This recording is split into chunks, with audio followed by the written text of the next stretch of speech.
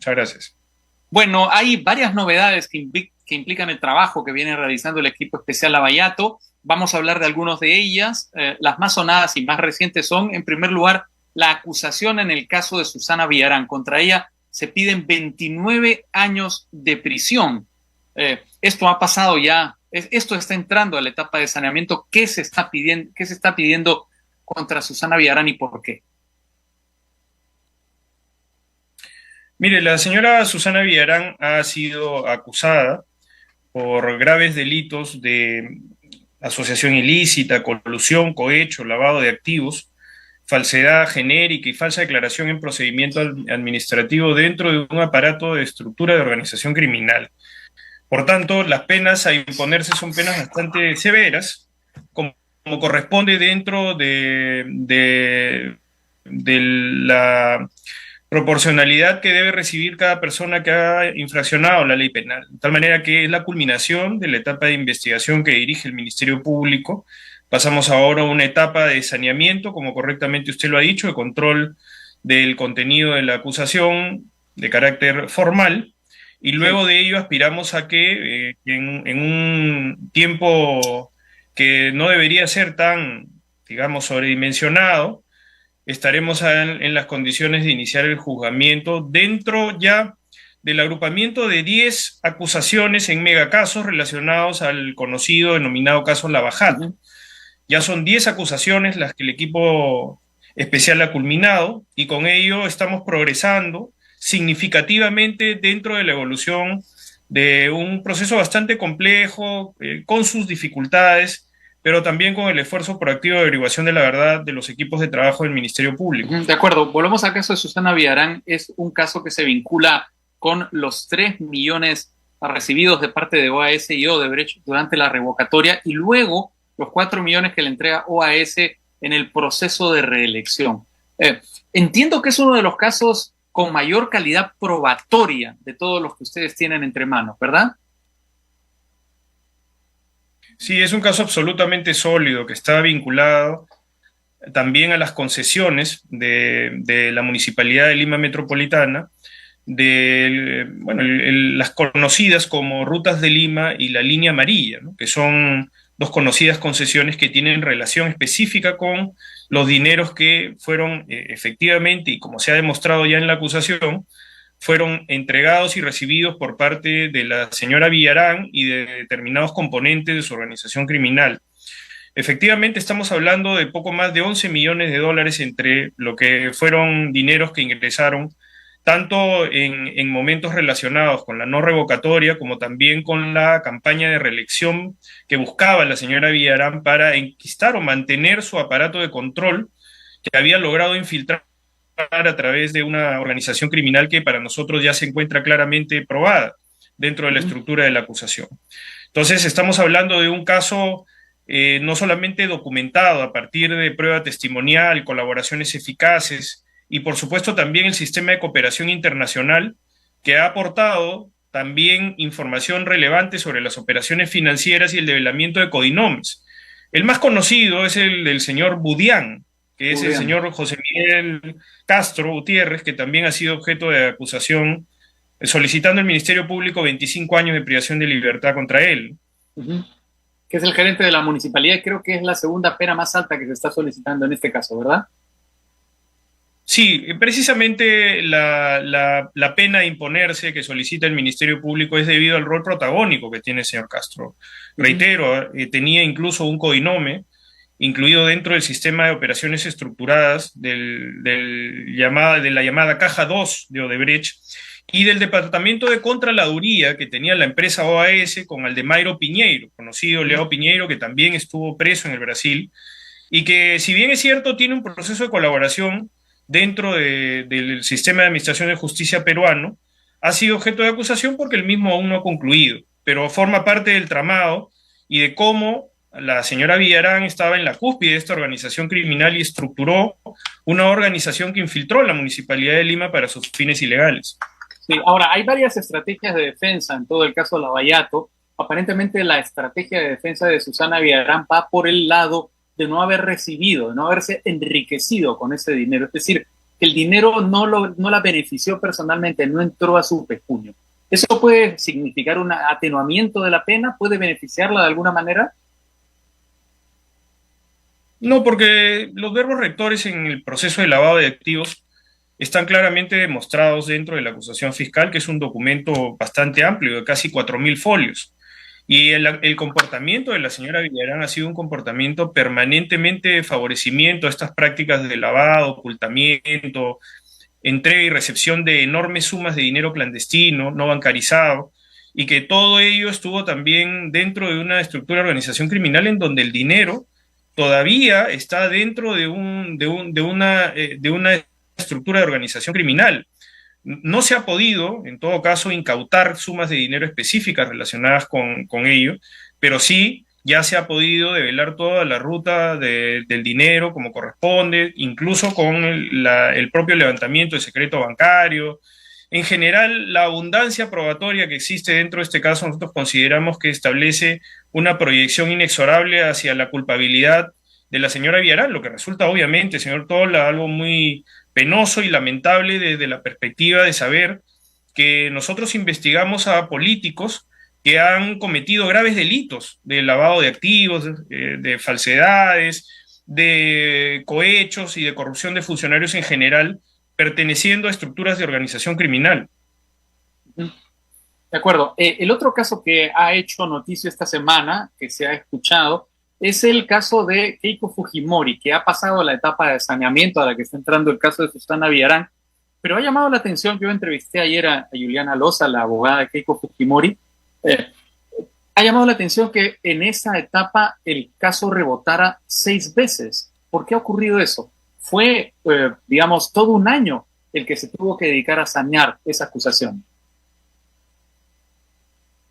Bueno, señor Tola, en principio establecer de que el saneamiento y las correcciones son un mecanismo de legalidad. No se olvide que estamos hablando de una mega acusación en la cual el fiscal debe confrontar a más de 40 abogados, cuya conducta procesal es evidentemente una conducta proclive a ganar tiempo y a generar dilaciones indebidas.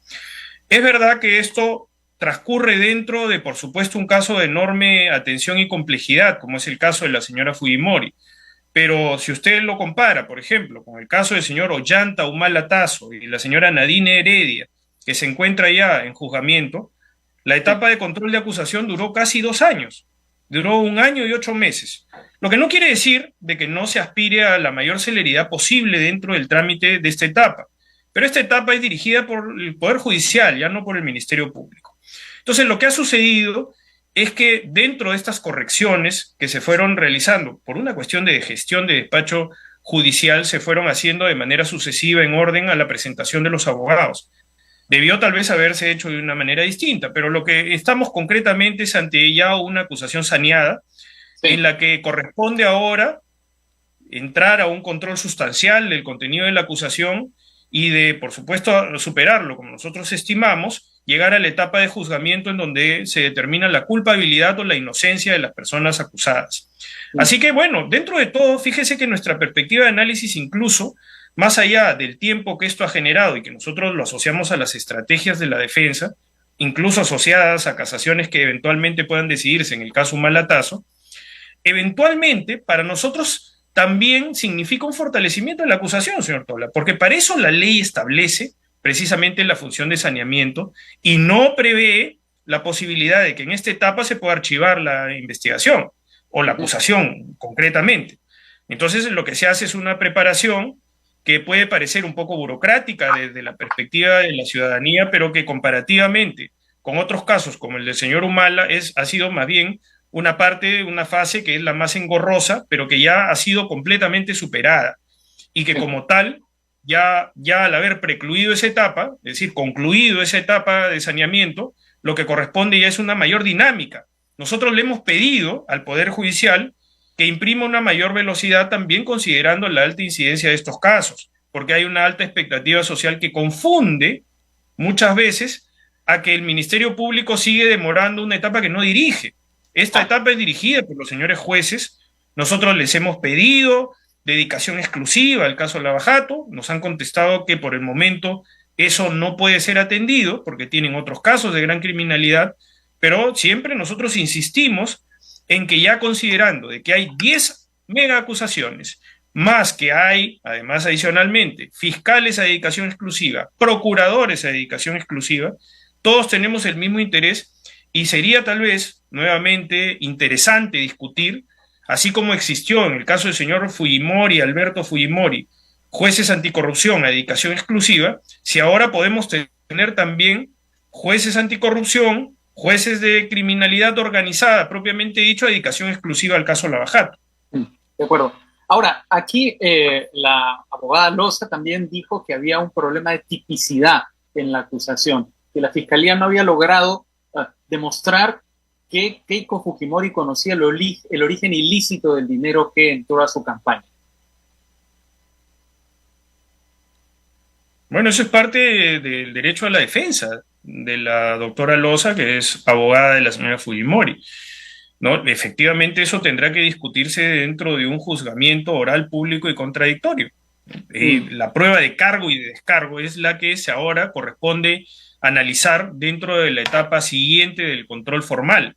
Si sí. Ahora nos va a corresponder hacer todo el saneamiento ya de carácter sustancial y toda la incorporación válida de la prueba de cargo y de descargo. Entonces, en ese momento se discutirán efectivamente si la señora Fujimori sabía o podía presumir el origen ilícito del dinero. Nosotros pensamos que toda la prueba aportada suficientemente destruye la presunción de inocencia, en donde claramente la señora Fujimori estaba en condiciones de conocer la ilicitud de la proveniencia de los dineros por diferentes razones. No hay que olvidar, señor Tola, que la señora Fujimori, por supuesto, ha guardado silencio estratégico en algún momento, pero en los medios de comunicación ha sido muy activa, en donde ha revelado específicamente de que ella sí ha recibido enormes sumas de dinero, por ejemplo, del señor Dionisio Romero Pauletti. Ha recibido, además de emisarios del señor Romero Pauletti, del señor Rasmus Echecopar, etc.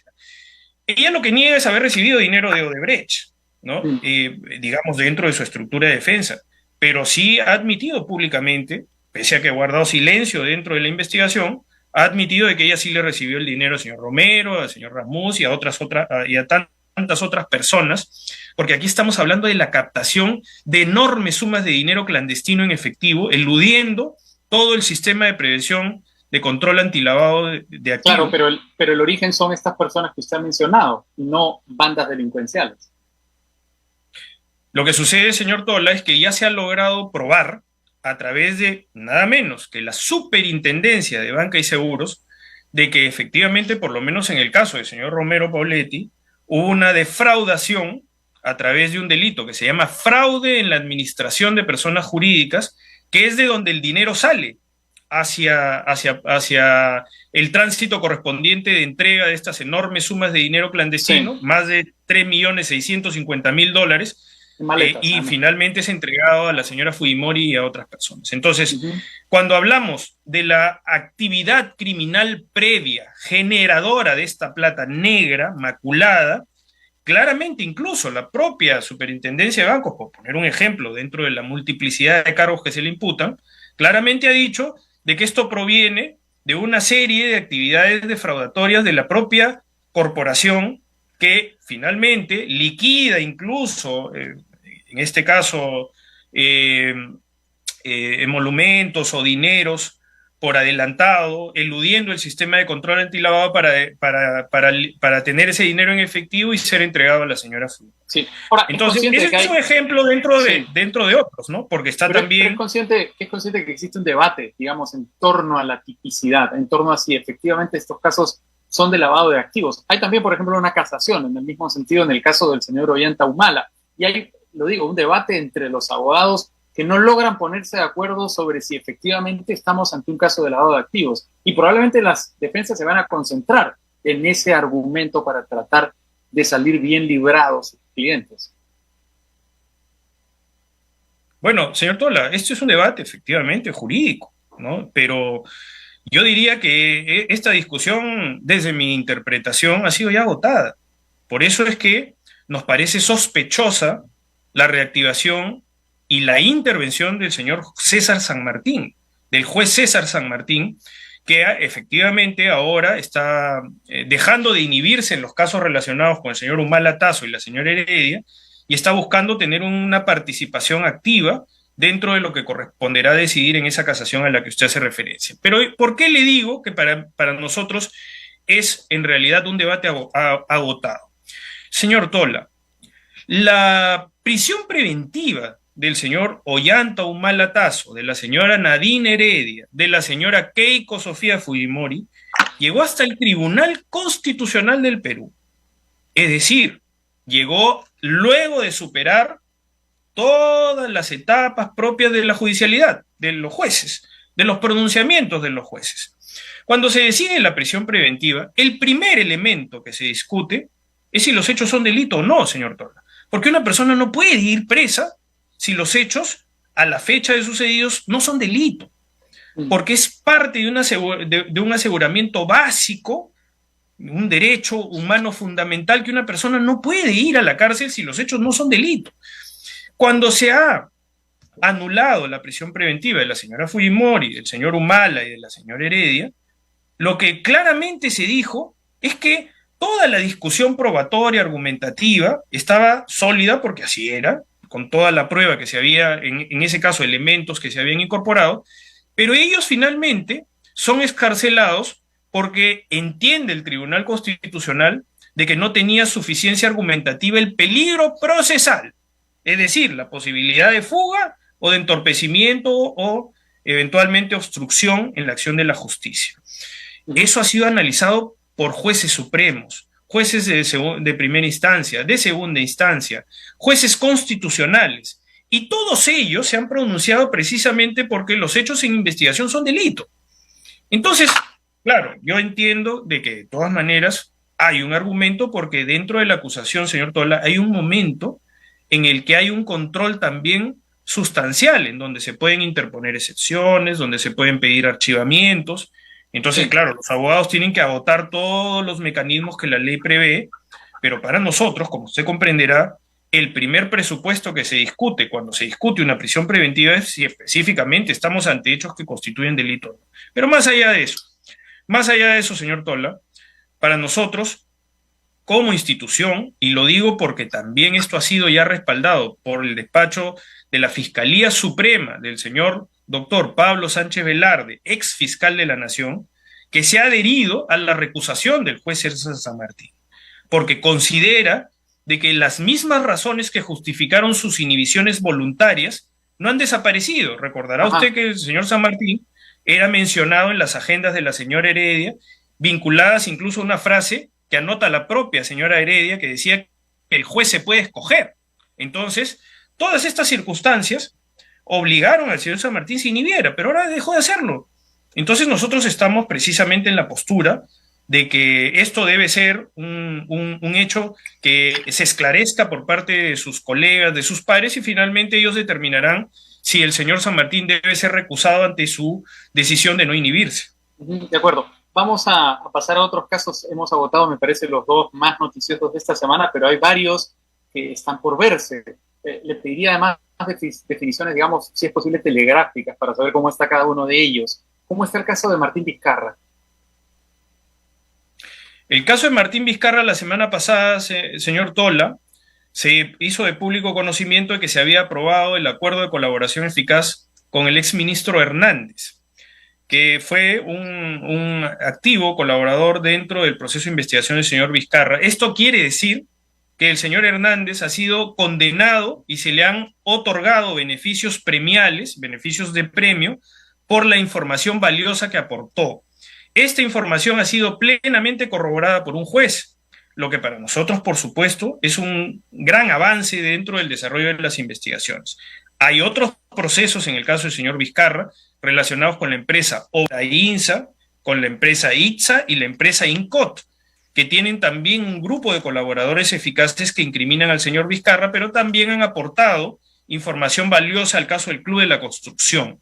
Esos procesos están culminando también y estamos ante la expectativa de un caso de gran madurez pueda concluir la etapa de investigación y el fiscal Juárez pueda también analizar las pretensiones acusatorias del Ministerio Público. Nosotros estimamos de que la etapa de investigación está muy próxima a concluir en el caso del señor Vizcarra. De acuerdo. Y lo mismo en el caso del Club de la Construcción, por lo que me acaba de decir hace un momento, supongo. Sí, pero con algunas circunstancias también de distinta velocidad y avance. Recordará, señor Tola, que nosotros también nos hemos puesto de acuerdo entre el Ministerio Público, la Procuraduría ad hoc, que lidera la doctora Carrión, y la empresa Graña y Montero, ahora denominada ENSA, que también tiene un acuerdo de colaboración eficaz que todavía está pendiente de aprobación judicial.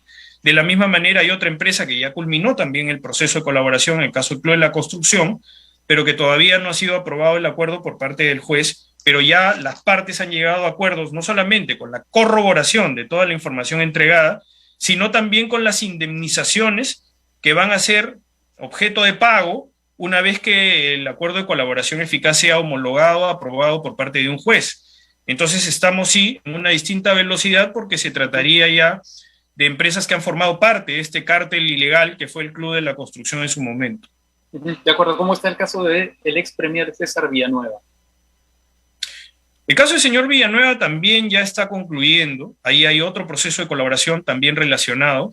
Es un caso que además tiene una clara identificación de varios seudónimos o codinomes por parte de la empresa Odebrecht. Aquí se entregó información dentro del acuerdo de colaboración eficaz con Odebrecht que ha ya logrado establecer no solamente rutas del dinero, sino que hayan otros colaboradores eficaces que se han doblegado a la acción de la justicia y que finalmente también han entregado información muy valiosa. Nosotros estimamos que al igual que el caso del señor Martín Vizcarra, el caso del señor Villanueva también debe estar concluyendo muy pronto. Ahí, bueno, tenemos algunos siempre ajustes, señor Tola, usted comprenderá, la institución está pasando por una grave crisis económica, ¿no? Las circunstancias también de las investigaciones colaterales muchas veces generan ese tipo de perjuicios a las instituciones autónomas y el Ministerio Público tiene graves dificultades económicas. Me está diciendo que el Ministerio de Economía no le está soltando plata al Ministerio Público. Sí, por supuesto. Nosotros tenemos graves dificultades. La señora fiscal de la Nación está haciendo esfuerzos enormes por tratar de compensar ello y de mantener el apoyo y la velocidad de las investigaciones. La señora fiscal de la Nación tiene un compromiso de que todas las áreas, para que efectivamente se puedan demostrar sus metas y eventualmente conseguir sus finalidades, tienen que también tener los recursos logísticos correspondientes para poderlo hacer. Entonces, en esa dimensión, está tratando de buscar los recursos correspondientes, pero ciertamente no hemos tenido ninguna noticia relevante respecto a que el Ministerio de Economía y Finanzas atienda estas necesidades y que, bueno, ahora pueden ser enrarecidas incluso por lo que usted hacía referencia, señor Tola, con toda claridad. El hecho de que eventualmente el abuso de poder pueda significar también el asfixiar a las instituciones autónomas que en este caso tienen la titularidad de la acción penal como es el Ministerio Público. Eso sería peligrosísimo. Ojalá Kurt Burneo, que ya ha demostrado querer ser un ministro de Economía independiente, no se permita doblegar en ese camino. Ahora, un par de casos más. El Gasoducto Sur, ¿cómo camina? El caso Gasoducto del Sur, de hecho, está dentro de los plazos de investigación. Es un proceso altamente complejo, ¿no? Comprenderá que incluso no solamente hay colaboración de la empresa Odebrecht en el develamiento de múltiples codinomes, sino que adicionalmente también hay disputas internacionales sobre el tema.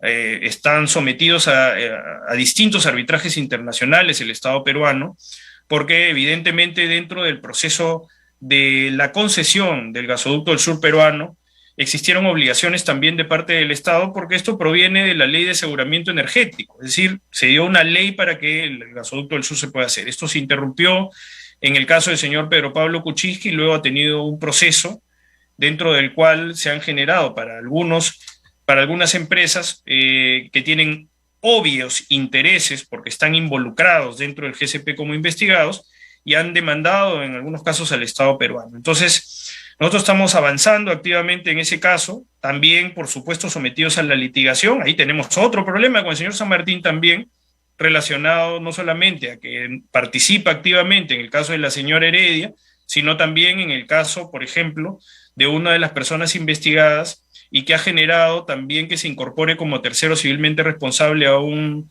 estudio de abogados, que es el estudio Checopar, que probablemente por su tradición sea uno de los estudios más importantes del país y son con los que nosotros litigamos activamente, también dentro de esa respuesta hacia el poder, porque el abuso de poder puede provenir del Estado, pero también del poder económico y del empresariado, señor Chicha. De acuerdo. La última pregunta sobre los casos. ¿Cuándo viene Alejandro Toledo al Perú? ¿Ya se sabe? Es nuestra expectativa, señor Tola. Es una expectativa que está fundada siempre en la probabilidad de que el gobierno norteamericano, que es un gobierno autónomo, eventualmente pueda atender nuestro requerimiento. Nosotros iniciamos el proceso de extradición del señor Toledo en el año 2017. Él tiene dos procesos de extradición, en realidad. Tiene el proceso de extradición del caso Interoceánica y el proceso de extradición del caso Ecoteva. El proceso de extradición que ya se encuentra certificado es el caso de la Interoceánica. Entonces, señor Tola, como usted comprenderá, el proceso de Ecoteva está a las resultas de la entrega del extraditable, pero como es parte del ejercicio del derecho, el señor Alejandro Toledo ha interpuesto una demanda de habeas corpus contra el juez norteamericano que ordenó su extradición. Pero eso es un asunto que ya tiene que ver con la política interna y con la administración de justicia en Estados Unidos. Eso ha sido rechazado en una primera instancia, pero ha sido objeto de una apelación y bueno, estamos a la expectativa de que el gobierno norteamericano cumpla con entregar al señor Toledo lo más pronto posible. Pero tenemos, por supuesto, la alta expectativa de que el señor Toledo sea extraditado y se someta a la acción de la justicia peruana. Una última pregunta, fiscal Vela.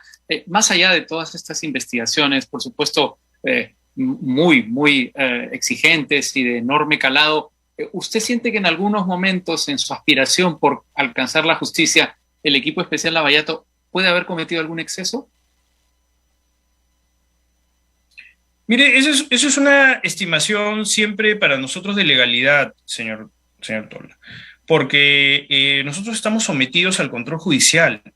Es decir, lo que pueda ser juzgado como una arbitrariedad para nosotros es parte de nuestro trabajo técnico y por supuesto los jueces a veces nos dan la razón y a veces no nos la dan. Nosotros tenemos derecho a criticar las decisiones judiciales y siempre hemos actuado con la absoluta buena fe procesal que corresponde al reconocimiento de los derechos de las personas que están investigadas. Y eso está supervigilado por un juez. Los jueces con frecuencia nos han dado la razón, en algunos casos nos han dado la razón hasta en la Corte Suprema, pero el Tribunal Constitucional ha tomado decisiones distintas. Nosotros criticamos esas decisiones porque estimamos de que tienen, desde nuestra perspectiva, visos de circunstancias opinables jurídicamente, como usted correctamente también lo ha dicho, y desde esa perspectiva nosotros por supuesto que siempre somos autocríticos de los procesos internos. En general, enfrentar un megacaso como este viene asociado también a retos profesionales enormes en donde los fiscales no se han puesto de costado, sino se han puesto de frente, poniendo incluso en riesgo, señor Tola, y sus propias carreras, porque comprenderá que el haber enfrentado expresidentes, exministros de Estado, políticos de muy alto perfil, empresarios de muy alto perfil, funcionarios públicos de muy alto perfil, en general también genera desgaste y, por supuesto, enemigos y prejuicios. Nosotros, a pesar de que, por supuesto, estamos sometidos a la legalidad y hemos debatido judicialmente siempre, por supuesto que también sabemos de que eso incluso nos puede terminar perjudicando. Incluso hay mucha campaña de desinformación y nosotros hemos tratado siempre de enfrentarla buscando ocupar un espacio comunicacional respetando nuestras obligaciones. Pero en el fondo, la autocrítica siempre pasa por la buena fe procesal desde mi perspectiva. Y lo que eventualmente pueda ser opinable, siempre nosotros hemos dado nuestro punto de vista argumentativo, que puede ser o no compartido, pero que dentro del acompañamiento de lo que es la evidencia, creo que determina el mayor valor del equipo especial Lavallato y todos los fiscales que se han esforzado mucho en su trabajo, que es la averiguación de la verdad, señor Tola. Es decir, ahora lo que antes se presumía, lo que antes era un secreto a voces, lo que antes se decía de manera oculta, ahora fácticamente lo conocemos. Por ejemplo, la captación de enormes sumas de dinero clandestino para el financiamiento de las campañas a través de prácticas de lavado de activos. Esa era algo que era muy comentado, pero nunca se ha logrado documentar en la medida y en el nivel ahora de la justificación de una acusación que nosotros consideramos muy sólida. En general, el hecho de aproximarnos a la verdad a través de evidencia documental, de siempre, por supuesto, la presencia del periodismo de investigación y el interés del público, creo que ha generado un nivel de acompañamiento también para enfrentar estos grandes poderes que de otra manera no habría sido posible. Porque si no se tiene legitimidad en las investigaciones, es muy poco probable que se pueda enfrentar el abuso de poder, al que usted hacía referencia, señor Tola, correctamente. Es decir, que la instrumentalización del poder puede provenir del gobierno, como puede provenir del Congreso de la República, como nos pasó a nosotros en el caso de la señora Fujimori, o puede provenir del poder económico de los empresarios o eventualmente de los intereses que se puedan generar en determinados sectores, incluso hasta de carácter gremial. Pero para ello, nosotros siempre hemos enfrentado, dando la cara, no poniéndonos de costado, y creo que eso revela el valor en fiscales que pudieron haberse puesto como muchos, ¿no?, de costado dentro de una situación, sino que han enfrentado y han hecho su mayor esfuerzo posible. Acá, señor Tola, los fiscales del equipo especial Lavajato son fiscales que ganan, por ejemplo, exactamente el mismo dinero que cualquier otro fiscal. No tienen ningún tipo de bonificación, ni ningún tipo de estímulo, ni de estipendio. Y vienen trabajando activamente sin horario. Es más, el proceso de reclutamiento ha sido siempre muy complejo, porque cuando uno busca un fiscal que a veces por diferentes circunstancias tiene que abandonar el equipo y nosotros tenemos que reemplazarlo, es sumamente difícil, señor Tola. ¿Por qué? Porque saben de que trabajan sin horario, tienen que abandonar a la familia, muchas veces tienen que salir fuera del país al extranjero, ¿no?, y hacerse cargo de una serie de obligaciones que en otros despachos tal vez tienen una mayor comodidad y dicen, no, yo a la jato no quiero ir porque no quiero ser enemigo, no quiero que veten mi carrera, no quiero que esté probablemente vetado para algún ascenso, y entonces, claro, eso es una consecuencia de toda esta circunstancia. De acuerdo. Rafael Vela, fiscal, el jefe del equipo especial Lavajato, muchísimas gracias por su participación en Al Vuelo. Señor Tola, le agradezco mucho a usted